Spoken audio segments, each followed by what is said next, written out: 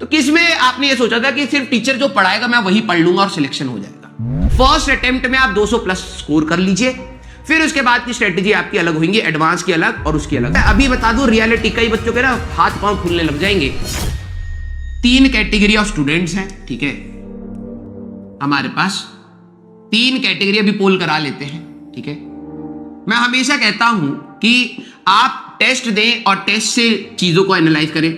Below 100 हमारे पास, ठीक है, 100 टू आप 200 की बात करें और 200 प्लस की बात करें, ठीक है भाई। देखो यहां पर आपके लिए सभी के लिए लेक्चर देखना बहुत इंपॉर्टेंट है। लेक्चर देखिए, बहुत इंपॉर्टेंट है ये। इसको भी देखना है, इसको भी बच्चे को देखना है और इसको भी देखना है। कल एक प्रयास का एक बच्चा मिला था मेरे को, ठीक है, वो ऑफिस ही आया था, ठीक है। तो उसका पिछले साल उसको NIT कुरुक्षेत्र में शायद मैकेनिकल मिल रहा था, लेकिन उसने नहीं लिया, ठीक है। और घर की सिचुएशन वैसी है, लेकिन वो कोशिश कर रहा है, ठीक है। प्रयास 2.2 का ही बच्चा है, ठीक है। तो वो खुद बहुत ज्यादा मेहनत कर रहा है, ठीक है, कि भाई ऑलमोस्ट टू द लास्ट, पिछले साल बस 98 मार्क्स उसके एडवांस में आए थे कि सर अगर 10-20 मार्क्स और होते तो कुछ ना कुछ तो मिलता, ठीक है। तो मैं आप सभी लोगों को बोल रहा हूं कि अपनी मेहनत इतनी रखना कि आप फिर मार्जिन पे ना रुक जाए, ठीक है। लेक्चर सभी को देखना है। जिनके मार्क्स कम है ना बेटा, आप ऑल सब्जेक्ट्स में सबसे पहले क्लास के जो क्वेश्चंस हैं, क्लास क्वेश्चंस आप सेल्फ ट्राई करें, ठीक है। अगर आपको लग रहा है सर इसी में हमारा सारा टाइम निकल जा रहा है, कोई दिक्कत वाली बात नहीं है। अगर आप समय निकाल पाए तो आप DPPs लगाएं, ठीक है। आप अपने DPPs लगाएं। सर हम PYQ करने का टाइम नहीं मिल रहा। बेटा अगर आपकी स्पीड कम है तो आप बहुत सारी चीजें वैसे भी अटेन नहीं कर पाएंगे, ये आपको मानना पड़ेगा। लेकिन यस, अगर आप अपना प्रोग्रेस बनाते रहेंगे तो आपकी स्पीड ऐसी होगी कि आप आगे वाले चैप्टर्स के आज नहीं कर पा रहे तो इसका मतलब ये थोड़ा ना कि आप 12वीं वाले चैप्टर्स की भी PYQ नहीं लगा पाएंगे, तब तक आपकी स्पीड बनेगी। तो आप अपनी DPPs को ट्राई करें। इफ मैं यहां स्टार मार्क करके कह देता हूं कि अगर आपका टाइम है तब आप सीधे अपने PYQs ट्राई करें। जैसे आपके चैप्टर खत्म हो जाते हैं तो आपके PYQs करना इंपॉर्टेंट है। और कितने हो जाए सर, अगर आपके 60 to 70%, ध्यान से सुनना, अगर आपके 60 to 70% PYQs हो जाते हैं, गुड है। सर ऐसे कैसे? भाई देखो, अगर आप 60 to 70 कर रहे हो, क्योंकि अभी आपका थॉट प्रोसेस और इवॉल्व होगा, ये इससे और इंप्रूवमेंट आएगी, ठीक है। फर्स्ट अटेम्प्ट के बाद आपके पास प्रॉपर टाइम रहेगा। वो जो 30% नहीं हुए हैं उन पे पूरी जान लगाना, उनकी थ्योरी को रिवाइज करना, उनके ऊपर और क्वेश्चन ट्राई करना। आपका फर्स्ट अटेम्प्ट से पहले का यही टारगेट होना चाहिए बेटा। जो हमारे पास 100 to 200 है बेटा, आप यहां पर क्या कर सकते हैं, important question of the class, important question of class में टीचर बता देता है ये अच्छा क्वेश्चन है, ये इंपॉर्टेंट है, इसको ध्यान से सुनना है। ऐसे अगर कोई क्वेश्चन है तो आप उसको खुद से रीट्राई करें, सॉल्यूशन मत देखिएगा, रीट्राई क्लास में क्लास के बाद खुद से सॉल्व करें, ठीक है। आपको अपनी DPPs करनी है, आपको अपने PYQs कंप्लीट करने हैं। और PYQs की कंडीशन में आपको भी यही बोलूंगा, 60 to 70% आपके अगर हो जा रहे हैं, गुड है, ठीक है। आप नेक्स्ट चैप्टर पे चले जाइए। सर इसके बाद मैं और किताब लगाऊं, समय नहीं है। आपको फिजिक्स, केमिस्ट्री, मैथ्स तीनों में ये काम करना है, समय इतना नहीं है। अगर बच रहा है तो आप इसी को अच्छे अपने प्रीवियस चैप्टर को रिवाइज करिए, ठीक है। इसके बियॉन्ड जाने की जरूरत मत करिएगा, नहीं तो मैं बता रहा हूं बहुत ज्यादा स्ट्रेस होएगा। जो सेकंड हमारे पास क्वेश्चन जो बच्चे हैं जिनके 200 प्लस आ रहे हैं, अब आपको यहां पर क्या करना है बेटा, आपको यहां पर अपने इंपॉर्टेंट क्वेश्चंस को तो आपको भी सॉल्व करना है ऑफ क्लास। फिर इसके बाद आपको अपनी DPPs लगानी है, क्योंकि नो डाउट आपकी स्पीड अच्छी होगी तभी आप ऐसे पहुंच पा रहे। आपको अपने PYQs करने हैं और मैं आपको बोलूंगा आप 70 to 80% अगर आपके हो जा रहे हैं तो गुड है, कोई दिक्कत वाली बात नहीं है। फिर सर इसके बाद आपको क्या करनी है, अपने मॉड्यूल को उठाना है। मॉड्यूल बोलिए या सर मेरे पास HCV है, आप HCV, बस इससे और बियॉन्ड अभी नहीं जाना है। फर्स्ट अटेम्प्ट में आप 200 प्लस स्कोर कर लीजिए, फिर उसके बाद की स्ट्रेटेजी आपकी अलग होंगी, एडवांस की अलग और उसकी अलग, सारी चीजें, ठीक है। तो अभी फर्स्ट अटेम्प्ट तक की बता रहा हूं। मॉड्यूल और HCV में आप इसकी एक्सरसाइज करिए, ठीक है। आप इसकी एक्सरसाइज करिए लर्निंग प्लस, और कुछ नहीं, ज्यादा टाइम नहीं। और एचसीवी के जो आपको आपने अगर पहले ट्राई कर रखी है तो इसके इंपॉर्टेंट क्वेश्चंस जो भी आपको है वो आप ट्राई करें। सर टॉपिक वाइज करने की जरूरत है? नहीं, आपने इतना कर लिया है, टॉपिक वाइज आपके स्ट्रांग होंगे। लर्निंग प्लस में आपको कुछ क्वेश्चन मिक्स मिलेंगे तो आप उसको करेंगे। सर उसमें एक एडवांस की भी एक्सरसाइज है और उसमें एक अच्छे और क्वेश्चंस का भी एक सेट है, तो क्या वो भी करना है, match the matrix and all? अभी नहीं, फर्स्ट अटेम्प्ट के बाद, ठीक है। एक बार आप अपने जेईई मेंस में अच्छा स्कोर कर लीजिए फर्स्ट अटेम्प्ट में, उसके बाद अपनी स्ट्रेटेजी और चेंज करिए, ठीक है। अब जिन बच्चों का डीपीपी का बैकलॉग है बेटा, कुछ बच्चे बोल रहे हैं सर पीवाईक्यू कितने करने चाहिए? सारे करने हैं, ऑल।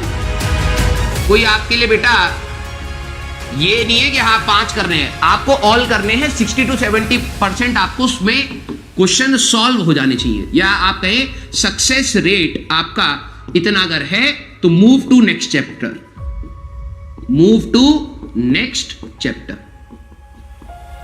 क्लियर? आप अपने नेक्स्ट चैप्टर पे जाइए। फर्स्ट अटेम्प्ट से पहले सिलेबस कंप्लीशन हमारा टारगेट होना चाहिए। सारे टॉपिक्स के जितने भी हम पीवाईक्यू कर सके, अपना कोई बैकलॉग ना हो, अपने पीवाईक्यूज कर सके, ये टारगेट जिसने अचीव कर लिया, मैं लिटरली बता रहा हूं, सेकंड अटेम्प्ट और एडवांस उसके लिए बहुत अच्छे से निकल सकता है विदाउट स्ट्रेस। जो बच्चे, हाँ सर लास्ट ईयर कितने तक, अगर आप देखें सबसे पहली चीज जो है पीवाईक्यूज आपके लास्ट 5 इयर्स के आपके हाथ में होने चाहिए, ठीक है।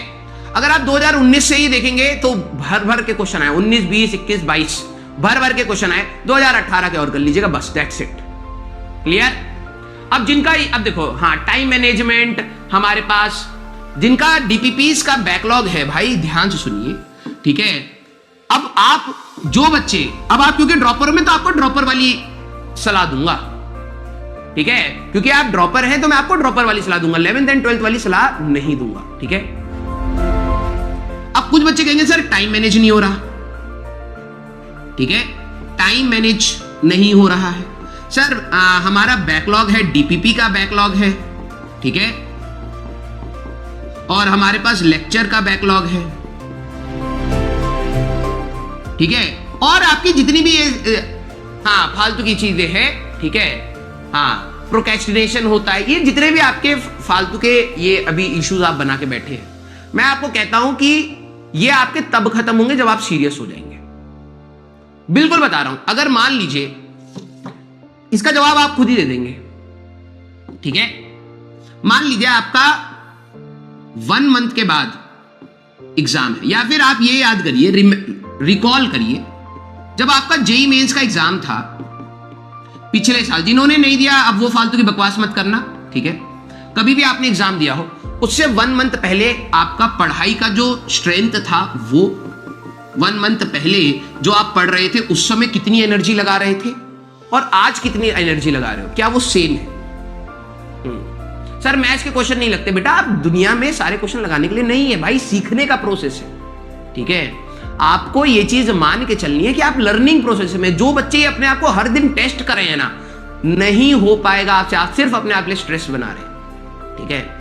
मैं आपको हमेशा बोलूंगा कि अगर आपसे आज की क्लास में भी 4-5 क्वेश्चन नहीं हुए, उसमें क्रिटिसाइज करने की अपने को भी, टीचर को भी, कंटेंट को भी जरूरत नहीं होती, उसको सीखने की जरूरत होती है। ये राइट एटीट्यूड एक अच्छे बच्चे का होता है।